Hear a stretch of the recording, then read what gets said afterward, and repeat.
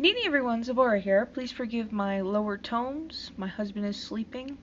I took a nap, so now of course I'm going to be up all night. So a couple of you did express interest in learning about how I do petition papers. I'm also going to discuss name papers because that's something we really didn't talk about last time. So with name papers, you can color coordinate the paper to the skin tone of an individual, white for white people, brown for brown people, whatever. You can also color coordinate to the situation, so purple for dominance, orange for communication, yellow for, air, whatever you want to do. You can use construction paper, plain paper, parchment paper, computer paper, it don't matter, okay? So what I'm going to do is just show you an example, alright? So first thing we're going to do is get rid of these machine cut edges, okay? So because we're going to be, say, banishing John Smith, we're going to be tearing this away from us, turning counterclockwise, and tearing that off. These two are already torn, these edges. Okay, already torn. So now we've got all the edges torn off.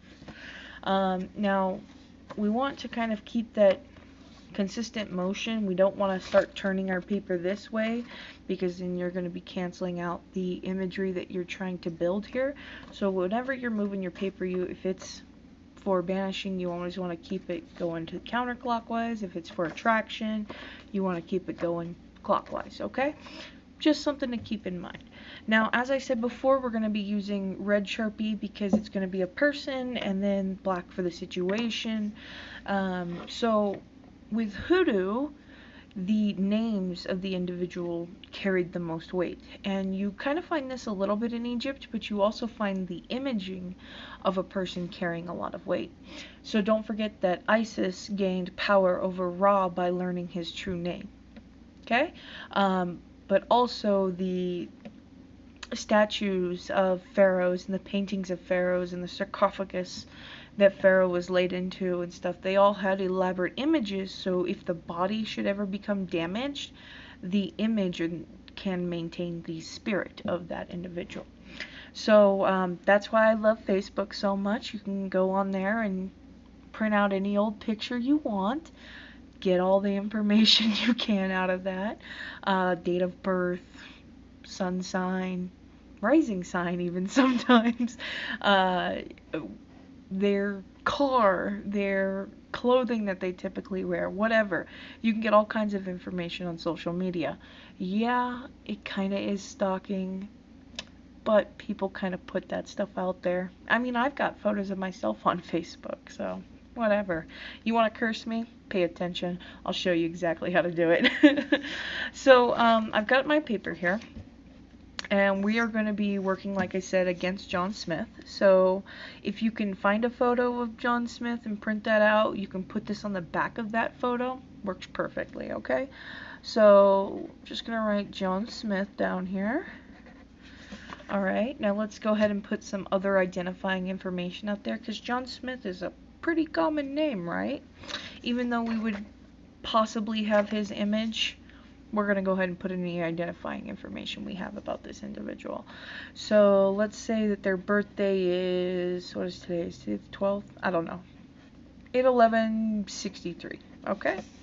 That's their birthday. And let's say we don't actually know the individual's name. We are then going to put any information we can about them. So it'd be like the person who's bothering me, the person who's stalking me, whatever it is, okay? So you can put that down there if you don't happen to know their name or you don't have an image or whatever. So let's put guy who hit my car, white truck or whatever, white Ford truck. We want to be specific. License plate number VFE 672. Whatever. Okay? We're just going to put that on there. Alright? Now, you can, of course, use, let's just grab a scrap piece of paper here, use a sigil. So let's say we're going to write down, well, fuck it, let's go ahead and do death unto my enemy, okay, because I had this example kind of pop up. Somebody had asked me about that spell. So, death unto my enemy.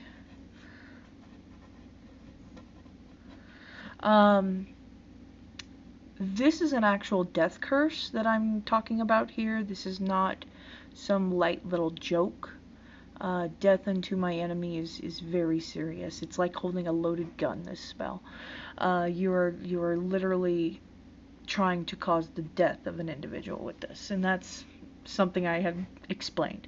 So I've got my saying here, and let's go ahead and we're gonna cross out all the vowels and all the repeating letters.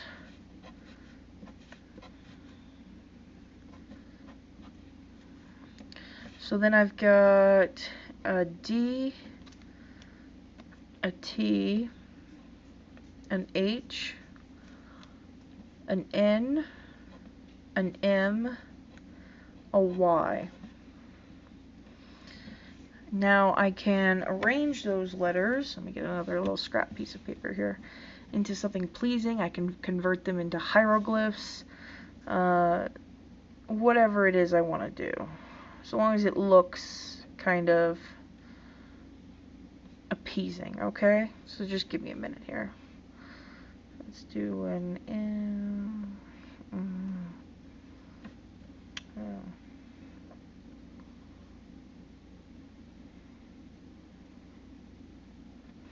Alright, that works. Alright, so the symbol that I came up with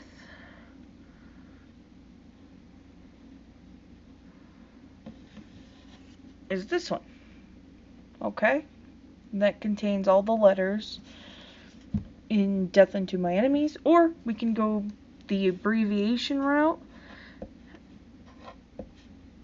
of Death Unto My Enemies and just write Doom. Death Unto My Enemies, which is actually the name of the spell. It's Doom. But whatever. It's totally up to you guys. So I'm going to go ahead and I'm going to write this sigil in all four corners, just because that's how I operate. But I'm not going to do it in red. The situation is done in black. Okay, guys? So let's go ahead and do this. And you kind of want to be consistent in how you draw it, just because that is a repetitive motion that you kind of want to keep to help build up that energy that you're trying to manifest, okay? Or harness. So I'm drawing this the exact same way each time. Okay. Now that we've got our sigil and stuff, you can go ahead and call this complete, or we can write all over this thing what we want to happen to this individual. So I could write die fucker die. I could write death unto my enemy, bring death to my enemy more swiftly than a shadow, more speedily than a hound. You've heard me use that before. It's from the Book of the Dead. Whatever it is. And Ironwood actually describes this in her, I don't have it up here, do I? Oh no, I do, it's right there. Hoodoo Herbs and Roots book. Let me grab it. So it's this one then, here, Hoodoo Herbs and Root Magic. She describes writing the situation in cursive in an unbroken line around the name paper. Of course, this is only one way to do it. I happen to like the way that this looks. I like using this. However, you could also write, like I said, just over it.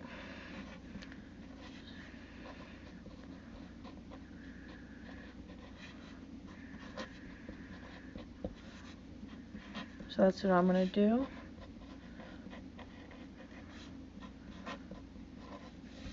I happen to like the number 3. I'm going to write this 3 times.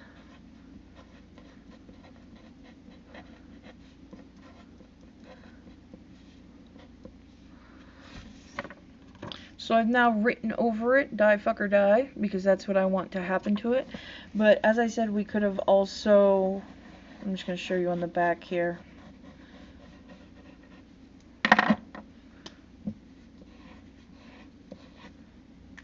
Could have also written it like this in a, like if this here is the John Smith information, you could have wrote in a continuous line in cursive, die fucker die, die fucker die, die fucker die, or death unto my enemy, or whatever, okay? It's totally up to you on how you want to do this. Now, some hoodoos, they sign their name as if it's a check being taken to the bank. Okay? So if you want to go ahead and sign your name right over the top of that, that's totally up to you. It really is kind of a personal thing and what you want to happen. So I'm going to go ahead and, you know what, let's not use that. Let's use a little fireball here. Cinnamon whiskey, okay? So then I'm going to use the 5-spot pattern, which is tapping it over the sigils in all 4 corners, plus 1 in the center, just like you would a die. Okay, so I'm going to be tapping it here, here, here, and here, and then 1 in the middle. Let's see if you can see it a little better on the back. You can see where I touched all 4 corners, and then once in the middle, and this is a 5-spot pattern. This signifies that you're hitting all the 4 corners and the center. It's just a visual technique that I happen to enjoy. So you can use Doom Oil in this instance. You wouldn't just be using Fireball Whiskey. You would actually be using Death Unto My Enemy oil. You could ground up and prepare Death Unto My Enemy powder, and then you would sprinkle that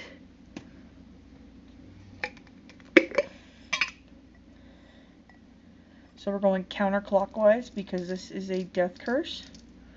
Okay. So we just went counterclockwise. You could also put it in all 5, do it in the 5-spot pattern. Now again, because we are banishing, we're being rid of, I shouldn't say banish, we're killing this bitch. You fold it away from you. Okay, you don't fold it, you're going to fold it like this, okay?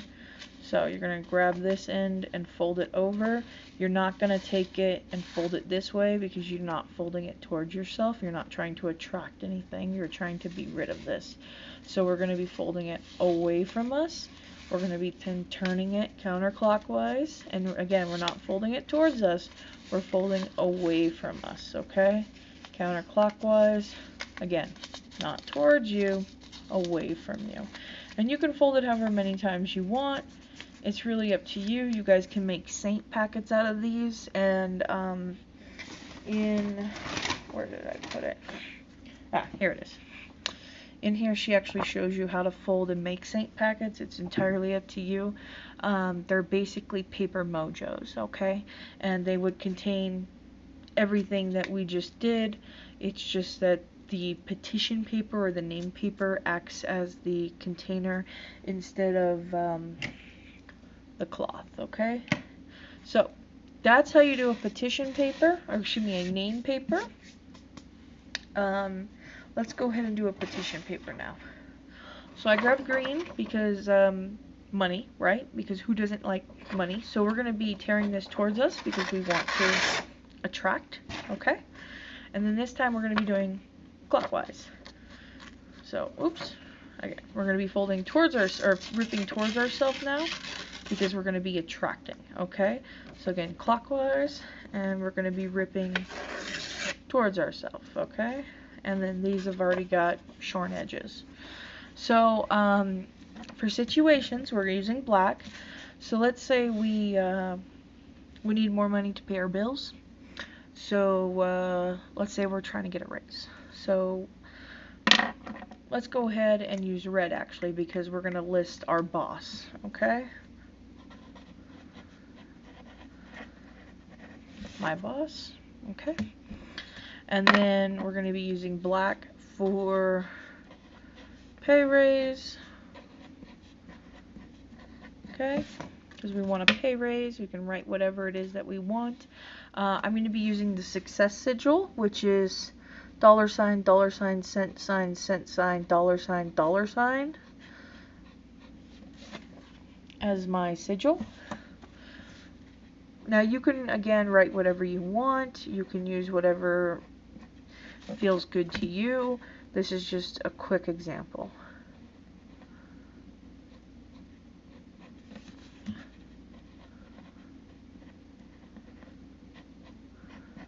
Okay, so we've got that. We're gonna write, give me a raise, okay?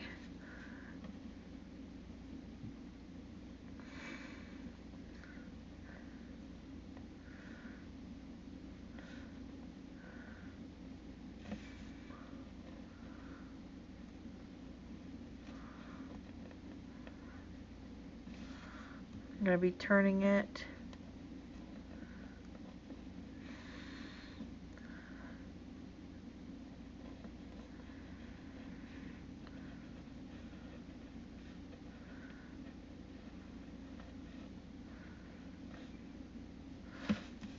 oops, I totally fucked up, but that's okay. So I just wrote, give me a raise, give me a raise, give me a raise, and it should have come up this way to end right here. It's very important you actually pay attention to what you're doing. Instead, I kind of flipped it up in here, but it should have gone around like this. So that's what I mean about going around with a singular phrase. You're just going to be writing whatever it is around the situation, okay? So again, I'm going to be signing this bitch because I'm going to, actually, you know what, I'm going to use red because I'm going to use this to dominate them. Okay, so I'm going to sign my name, Zabora, okay? It doesn't have to be pretty, guys, it really doesn't. Alright, so this time, actually, this is highly appropriate now, the cinnamon whiskey. Cinnamon is good for attracting love and money at the same time. So I'm going to be doing, again, a 5-spot pattern just to cover all the bases. We're going left, right, and center with this one. Hitting all 4 corners. So, again, I've marked my paper roll. You can see it much better that way. And we're going to be sprinkling our cinnamon in a clockwise motion because this time, hey, that's what we're going to be using it for. We need to attract. So this one, again, we're going to be folding this one towards us. We're going to be turning it clockwise, folding it towards us, turning it clockwise, folding it towards us, folding it clockwise. Now, if you don't want to go the saint route, this goes into a little muslin bag, or if you want to use something related in color to your working, gold being associated with money, you can totally do that. Now, I wouldn't use the sun, or excuse me, I wouldn't use the stars and moon. I would use a sun association with this, but again, just an example. So into this, we would put our paper, we'd put whatever else we want to put in there, like cinnamon sticks, basil, mint, pine, whatever is in relation to money. We also may want to consider a little domination work in here.